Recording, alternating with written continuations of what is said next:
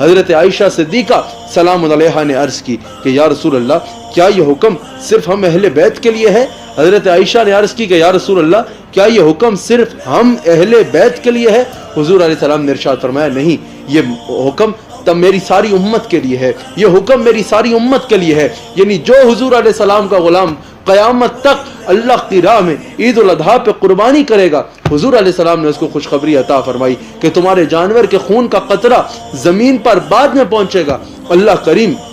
تمہارے گناہوں کو پہلے معاف فرما دے گا۔ حضور علیہ السلام ارشاد فرماتے ہیں کہ قربانی کرنے والا قیامت کے دن اٹھے گا، جب وہ قیامت کے دن قبر سے اٹھے گا، جب وہ آنکھ کھولے گا، جب وہ باہر آئے گا، حضور علیہ السلام ارشاد فرماتے ہیں وہ دیکھے گا کہ اس کے سر کی جانب ایک بہت خوبصورت سواری کھڑی ہوگی۔ حضور علیہ السلام ارشاد فرماتے ہیں اس کے سارے بال جو ہے وہ سونے کے ہوں گے۔ حضور علیہ السلام ارشاد فرماتے ہیں یاقوت کی آنکھیں ہوں گی، یاقوت جس کا اللہ کریم نے سورہ رحمان میں ذکر فرمایا، جنت کے یاقوتوں کی آنکھیں ہوں گی اس کی۔ حضور علیہ السلام ارشاد فرماتے ہیں اس کے پاؤں تک سونے کے ہوں گے۔ وہ شخص اس سے سوال کرے گا کہ تو ہے کیا؟ میں نے آج سے پہلے تجھ سے خوبصورت سواری دیکھی نہیں ہے، تجھ سے خوبصورت سواری دیکھی نہیں ہے۔ حضور علیہ السلام ارشاد فرمائیں گے کہ وہ سواری اس کو جواب دے گی کہ میں وہ جانور ہوں دنیا میں جس کو تو نے اللہ کی رضا کی خاطر اللہ کی راہ میں قربان کیا تھا۔ حضور فرماتے ہیں وہ شخص اس پر سوار ہوگا اور وہ سواری، وہ جو اس نے جانور ذبح کیا ہوگا اللہ کی راہ میں، وہ جو اس کو قیامت کے دن ملے گی، وہ اس کو اللہ کے عرش کے سائے میں لے جائے گی۔